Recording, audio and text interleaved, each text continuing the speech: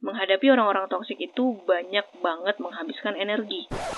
Toxic people biasanya akan sangat senang ketika dia bisa menghasut orang lain, puas ketika bisa jadi sumber permusuhan. Pernah dengar soal ghosting? Kalau aku pribadi mungkin pernah jadi ghoster. Dan sering juga dibilang ngeghostingin orang. Tapi gimana kalau kita yang toksik? Ternyata bukan kita yang jadi korban dari orang-orang yang kita anggap toksik, tapi justru teman-teman dan lingkungan kita lah yang menjadi korban dari toksiknya kita. Makin kesini makin banyak belajar. Yang perlu aku lakukan adalah menarik diri. Gak ada kata terlambat untuk menarik diri.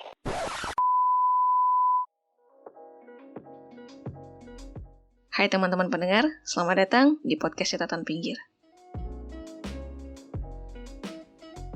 Kamu pasti pernah dengar istilah toxic people, dan mungkin kamu juga udah tahu apa maksudnya. Kita sering ngerasa ketika ada orang yang memberikan pengaruh buruk terhadap diri kita dan lingkungan sosial kita, dan lalu kita anggap ini orang toksik banget, harus dijauhi. Tapi coba kita balik, gimana kalau kita yang justru menjadi toksik untuk lingkungan kita sendiri? Menjadi sumber racun untuk teman kita sendiri, untuk kerabat kita, atau mungkin untuk keluarga kita. Di sini aku akan bahas dan ajak kamu cari tahu bareng. Apa aku termasuk toxic people? Dengerin sampai akhir ya. Sekilas soal apa itu toxic people. Istilah toxic people itu sebenarnya banyak muncul di sosial media.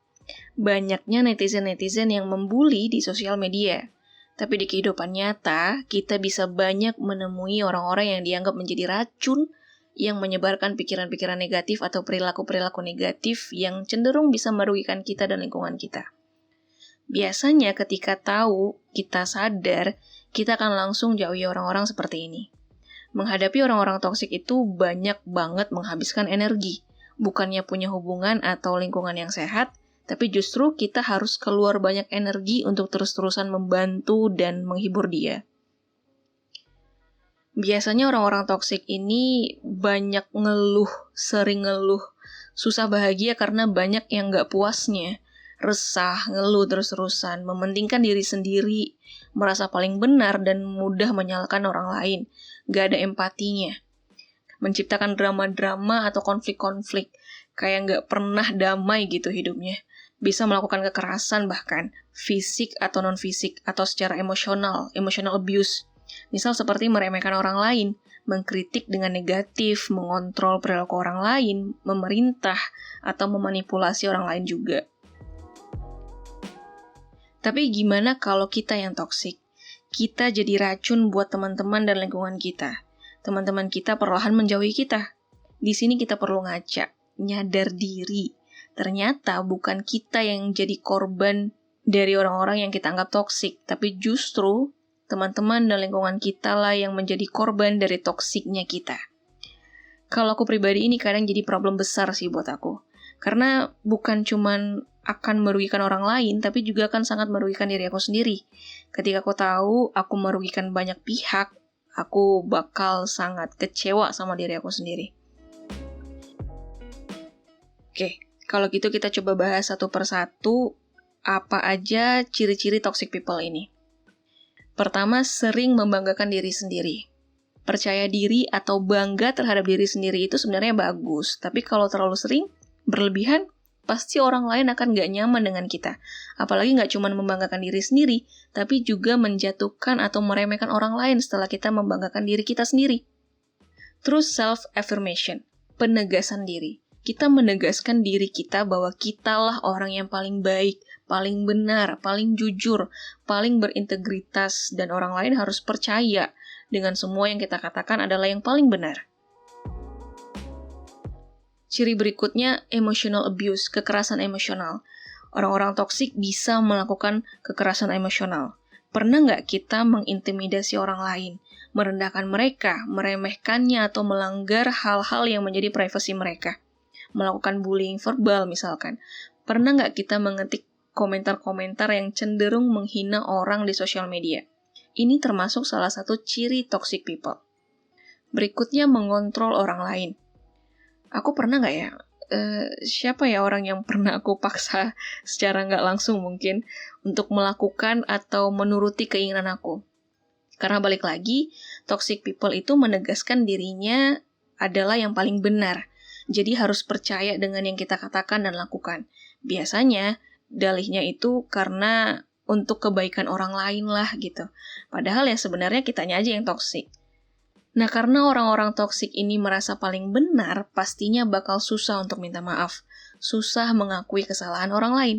Cenderung akan terus mencari cara gimana bisa menutupi kesalahan diri sendiri. Dan bahkan sanggup untuk langsung menyalahkan orang lain. Nggak ada empatinya, nggak mikirin orang lain itu apa benar, dia salah atau enggak gitu. Toxic people juga biasanya maunya seneng-senengnya aja. Kalau temannya susah, kitanya menghindar. Tapi kalau kita lagi susah, maunya diperhatiin, dibantu, karena ngerasa kitalah orang yang paling perlu dipedulikan. Jadi kalau enggak, kita bakal nuduh orang-orang nggak peduli sama kita. Dan mengungkit-ungkit semua kebaikan yang pernah dilakukan buat orang lain. Contoh lain dari ciri toxic people adalah drama. Hidupnya selalu dikelilingi drama, konflik. Masalahnya ada aja. Selesai satu, datang satu. Bahkan yang satu belum selesai, udah ada drama-drama lain yang muncul. Dan biasanya kalau udah ada masalah kayak gini, paling mau dipedulikan. Maunya orang-orang empati dan simpati sama dia. Dan maunya masalahnya itu tolong diselesaikan. Dan paling gak mau denger nasihat orang lain, masukan, apalagi kritikan.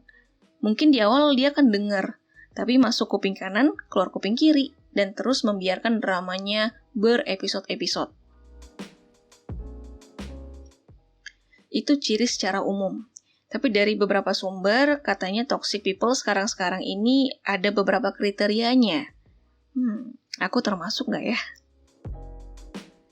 Kriteria pertama, pernah dengar soal ghosting? Dari Wikipedia, istilah ghosting ini ada sejak tahun 2011.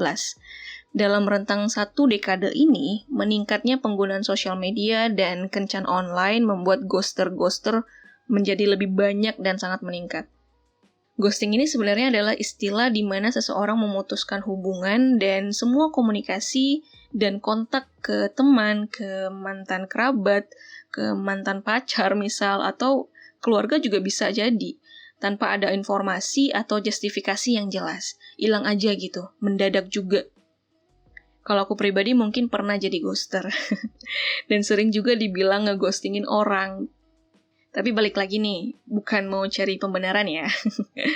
Aku mungkin gak benar-benar memutuskan semua komunikasi dan mendadak hilang, karena mungkin di sosial media aku gak bisa muncul dan posting terus-terusan. Tapi di luar sosial media aku masih gampang kok untuk dicari. Nomorku bahkan udah gak ganti udah beberapa tahun ini. Kriteria yang kedua, narsis. Kamu pasti tahu apa itu narsis. Yang menjadi nggak baik adalah ketika sudah berlebihan. Kamu paham kalau kamu adalah pusat perhatian orang. Kamu ngerasa orang-orang selalu memperhatikan kamu. Merasa ingin terus tampil dan ngerasa pantas dalam segala hal. Ini yang menjadi negatif. Karena kebanyakan orang akan merasa nggak nyaman. Kriteria yang ketiga, yang mungkin masih berhubungan sama narsis, yaitu caper. Selalu mencari-cari perhatian. Maunya diperhatikan terus, maunya dia aja yang didengar. Susah jadi pendengar yang baik. Karena kalau lagi ngobrol biasanya pasti suka motong gitu, menyela pembicaraan orang lain. Bahkan pada kasus atau tingkatan tertentu, narsis dan caper ini kalau berlebihan adalah salah satu penyimpangan atau kelainan mental dan perlu ke psikiater atau psikolog katanya. Kriteria berikutnya, menghasut. Toxic people biasanya akan sangat senang ketika dia bisa menghasut orang lain untuk ikut atau menjadi tidak suka dengan orang lainnya lagi. Puas ketika bisa jadi sumber permusuhan. Balik lagi ke ciri-ciri yang tadi. Suka membuat drama dan konflik. Aku sendiri kadang sering ngerasa, apa aku jadi toxic ya buat orang-orang di sekelilingku? Karena pasti bakal merugikan diri sendiri. Sempat memang beberapa kali ngerasa kalau aku adalah sumber toksik. Alhamdulillahnya aku nyadar. memang nggak langsung nyadar dan introspeksi diri. Biasanya udah beberapa waktu baru ngeh dan ngerasa bersalah banget setelahnya. Makin kesini makin banyak belajar. Yang perlu aku lakukan adalah menarik diri. Coba bertanya ke diri sendiri apa-apa yang udah aku lakukan. Mencoba menilai diri aku dari sudut pandang orang lain ketika aku ngerasa bersalah. Beberapa pertanyaan kecil yang sering aku tanyakan ke diri aku sendiri ketika udah ngerasa kok aku nyebarin toksik ya. Misalkan, apa aku tadi terlalu banyak bicara ya? Aku banyak ngeluh nggak ya? Aku ada langgar privasi orang lain nggak ya? Aku terlalu banyak menyalahkan orang lain nggak ya? Itu beberapa contoh mungkin yang sering aku tanyakan ketika aku introspeksi diri misalkan. Atau sama ketika sebaliknya aku ngerasa aku yang jadi korban toksik. Pertanyaannya biasanya, apa aku ngerasa capek nih ngobrol atau bergaul dengan orang itu? Orang ini banyak ngeluh apa enggak? Aku banyak diam dan dia justru lebih banyak cerita dan mostly yang dia bicarakan adalah masalah-masalah dia aja. Aku ngerasa direndahkan atau disudutkan nggak ya dengan bicara atau berinteraksi dengan dia? Aku kok disuruh ini itu ya? Diminta ini itu ya? Kok aku salah terus ya di mata dia? Dan sebagainya. Kalau kita di posisi sebagai korban toksik dan ngerasa bahwa sedang dalam lingkaran toksik dari orang lain, coba dengan bilang tidak. Karena harusnya kita punya power untuk bilang tidak. Tidak untuk mengikuti yang kita ragu itu benar atau enggak. Tidak ketika diminta ini itu yang mulai menyulitkan kita. Kalau untuk membantu dan mengikuti sekali dua kali ya, aku rasa sih nggak apa-apa. Selagi masih bisa ngasih perhatian dan membantu ya, nggak apa-apa. Tapi kalau terus-menerus, aku harus bilang tidak. Sulit kadang memang. Karena ngerasa nggak enak atau ngerasa kasihan gitu. Tapi harusnya si orang toksik ini bisa nyadar sih ketika kita udah banyak nolak, artinya aku tuh nggak suka diperlakukan seperti itu.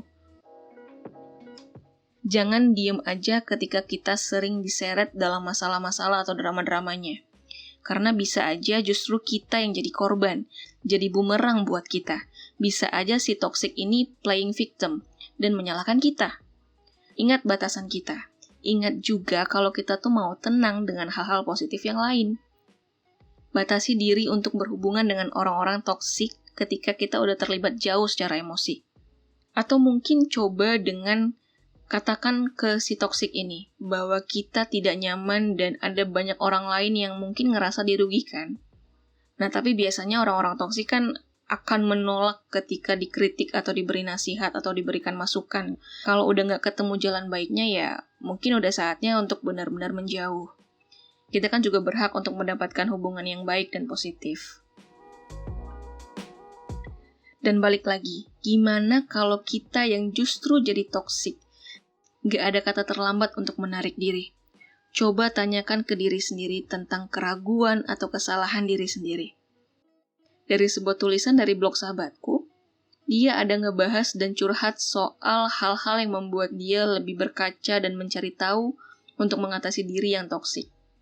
Di tulisannya dia bilang, setelah langkah pertama dia lakukan yaitu menarik diri dan coba untuk diam sebentar, langkah berikutnya yang dia lakukan adalah mencari tahu di Google how to stop being toxic. Gimana caranya untuk berhenti menjadi orang yang toksik. Di hasil pencarian pertama ada sebuah artikel di Medium berjudul 10 Ways to Avoid Being Toxic. 10 cara untuk berhenti menjadi orang toksik. Dan dia mencatat beberapa poin yang mungkin jadi bahan belajar bareng juga buat kita. Pertama, pasang telinga, eye to eye. Coba mendengarkan lebih baik dan menahan keinginan untuk segera merespon terhadap keluhan-keluhan orang lain. Dan fokus menatap mata lawan bicara untuk benar-benar mendapatkan apa masukan dari mereka untuk kita. Yang kedua, mikir dulu baru bereaksi. Pikirkan ulang bagaimana kita bereaksi terhadap semua hal. Jangan terburu-buru bereaksi, berpikir tenang dulu. Berikutnya, melupakan ego dan mencoba membantu. Membangun orang-orang bukan menguji mereka, menguji kesabaran mereka. Itu hanya sebagian kecil yang dia kutip untuk blognya yang aku bagikan juga di sini. Untuk lebih jauh, bisa langsung ulik di artikel Medium. Jadi, ketika aku ngerasa menjadi toksik, aku harus membuat pengakuan. pengakuan bahwa iya, aku salah, dan sampaikan maaf. Menarik diri dan merunduk, bertanya lebih dalam ke diri sendiri. Terima kasih sudah mendengarkan sampai akhir. Terima kasih juga udah terus mendukung podcast ini. Dan jangan ragu untuk berinteraksi denganku dengan podcast Catatan Pinggir. Sampaikan kalau ada yang kurang. Kita bisa diskusi dan belajar bareng lebih lagi. Sekali lagi terima kasih dan teruslah berbagi hal-hal baik.